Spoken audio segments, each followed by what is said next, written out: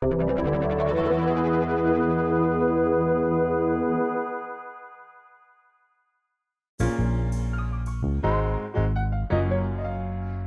Jemz, this shit's stupid. This shit's stupid. This shit's stupid.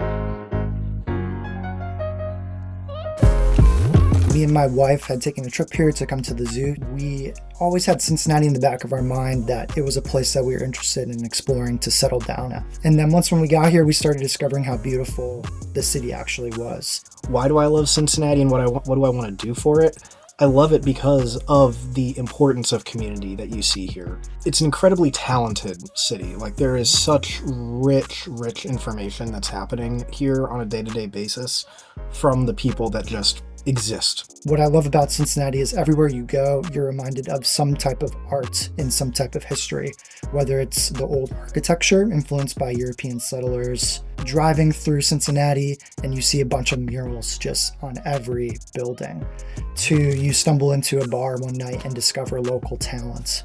I think it's a really beautiful way to discover just the scene in general. The fact that we have what's considered a scene in Cincinnati, if not multiple ones, and I believe there's a multitude of incredible flourishing music scenes happening in this city. There are so many incredible musicians and artists and minds, poets, songwriters that come through this city on part of their journey. And I think being smack dab in the middle of both Chicago and Nashville really helps the scene grow, because it's not too far away from major hubs, to where if people want to go back and forth between those cities or transition their careers here and really build something up in a city that is booming. A lot of them will wind up continuing their journey onto a bigger market.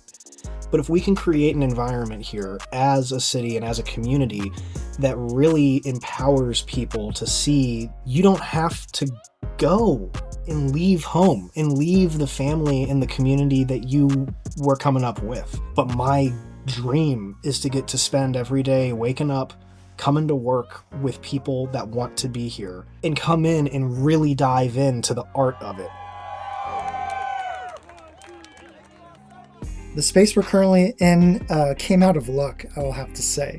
We were really trying to find the correct spot. We weren't trying to rush it, but we were putting pedal to the metal to get in as fast as we could, because every single day we were out of a studio was another day we couldn't record music or keep our business thriving. We had some opportunities lined up that ended up falling out, and we were just reaching out to a bunch of different posts online for places we could actually start a studio at.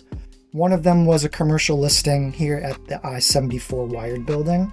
I'd reached out to the listing agent, Chris Swain, about another space that was across the hall from us, actually. He messaged us saying, happy to show you the suite, but once when we're done showing you that, I'm going to show you the recording studio we have here. And I immediately screenshotted the message and texted Nolan, and I'm like, is this for real? And I'm not going to lie, I'm not like a doubting person, but in the back of my head, I'm thinking, yeah, you've got a studio here. At the time, there was a video producer and like a movie director that was working out of the space. So there's all the way down the hallway, these movie posters, and it looks like, wait a minute, I've been in rooms like this before. This is that hallway. This is that thing that I keep dreaming about wanting to build, where there's multiple rooms.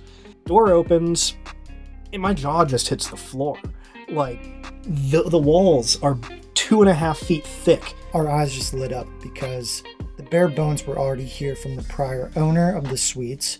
There's already all this beautiful wood and this black tapestry stuff that's here. Just, I already knew in the back of my head, like, oh yeah, there's no way that they put this stuff up just over drywall. There's definitely some insulation going on. Obviously, I start thinking to myself, oh, there's no way that we can ever think about affording this. They presented us a contract, and they phrased it as, this is what we're offering you because this space is very unique. Chris is a sturdy son of a gun, and he understood what we were looking for. 74 Wired has been an incredible partner through this entire process. They were looking for the right people to find and steward this facility into the next generation, so it all just kind of worked out, and we're still in great contact with them to this day, like just being tenants. It was a video space when we were given the tour of it, Previously, though, the bones of those, like the facility and the actual walls and everything, were built out by the Timeless crew. It was actually really cool when we first opened up and we get a DM like,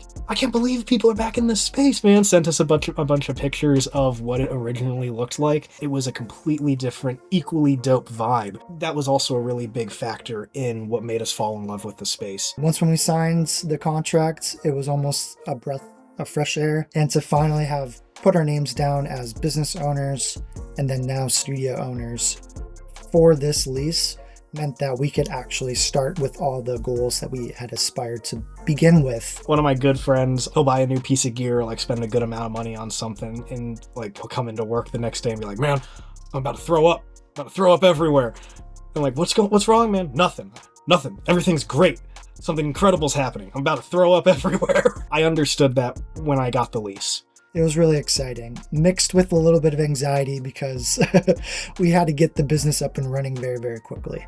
But it was a very happy moment for all of us. Now that the drum's all set up, obviously I gotta play on it for a little bit. So I'm gonna set my phone down, take a little video just to see how it sounds in here.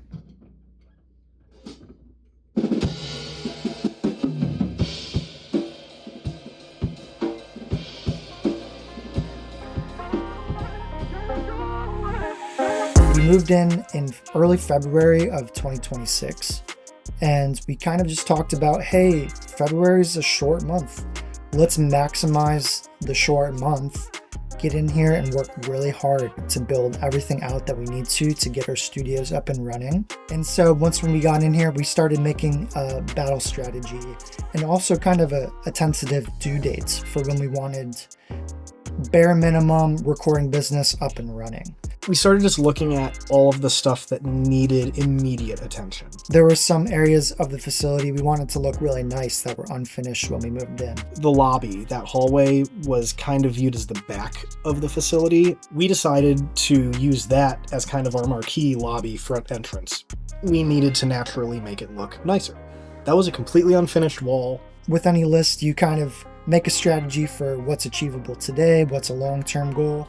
We're responsible for everything from the cleanliness of the floors, to if the locks on the doors work, to if there's going to be some nice, like, public-facing lobby and refreshments and whatever. The first initial push was just get this room to the point that we could show it. Just where we were comfortable actually getting clients in the room or other prospective clients to tour the space. We needed to have the facility open and ready to go by March 1st. Now we can really dive in and make this what we really, really wanted it to be.